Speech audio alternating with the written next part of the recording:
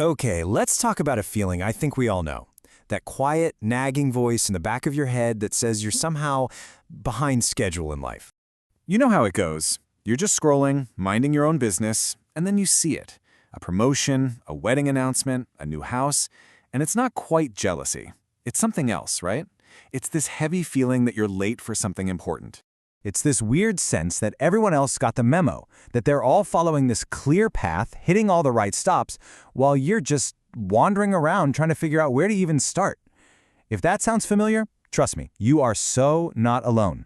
And here's the thing, you're not just imagining it. This isn't just you being hard on yourself. It's a real, deep-seated feeling that we're failing to meet some invisible deadline. And to really get why, we have to go way back to see where that clock first started ticking. That's right. The same social clock that puts all this pressure on us as adults actually got its start with the developmental milestones from when we were kids. But that begs a huge question. Are those milestones even universal? Are they real?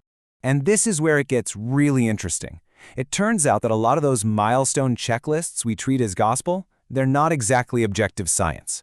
A lot of the time, the search for these so-called universal traits just ends up confirming the cultural values of the people doing the research.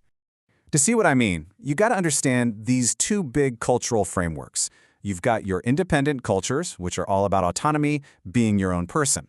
And then you have interdependent cultures, which really value group harmony and social duty. These different values completely change what it means for a kid to be on time.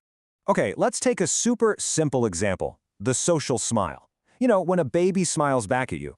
Most Western checklists will tell you that should happen between 2 and 4 months. Seems like a pretty basic biological fact, doesn't it? Well, not so fast. So there was this incredible study that compared moms and babies in two totally different places. In Münster, Germany, a very independent culture, the goals were all about raising autonomous kids who could express their emotions.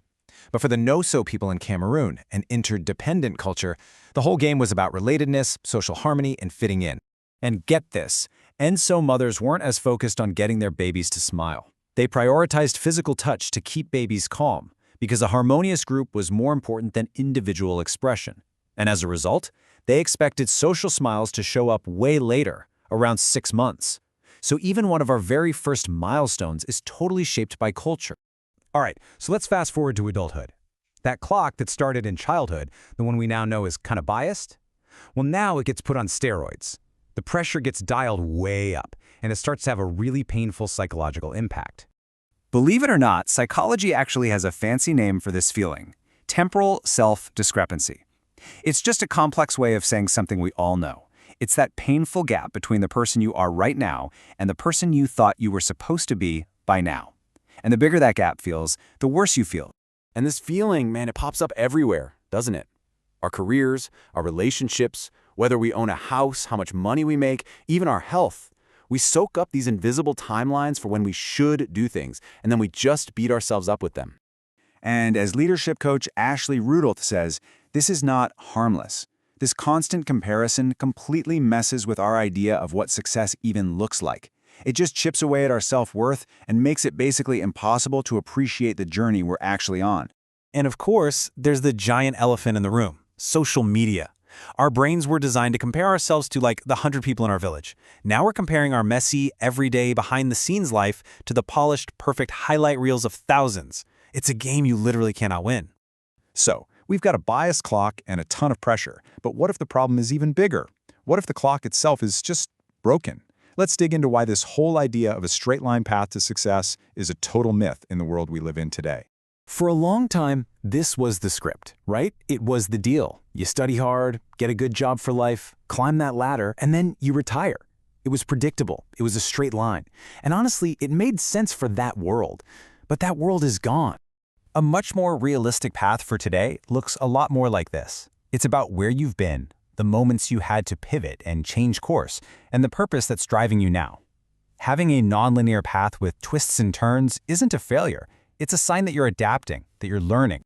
But hey, it's not just that our career paths have changed. There are some very real, very big economic reasons that those old school milestones, like buying a house, are just flat out harder to reach for young people today.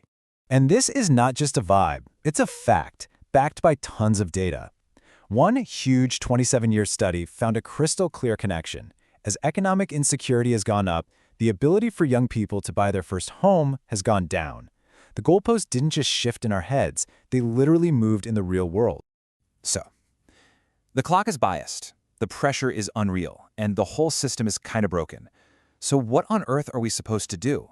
How do we take back our time and start writing a story that actually makes sense for us? Let's just get this perfectly clear. That feeling of being behind, it is not a personal failure. It's the friction you feel when you're living a 21st century life, but judging it by a 20th century rulebook. It is a system problem, not a you problem.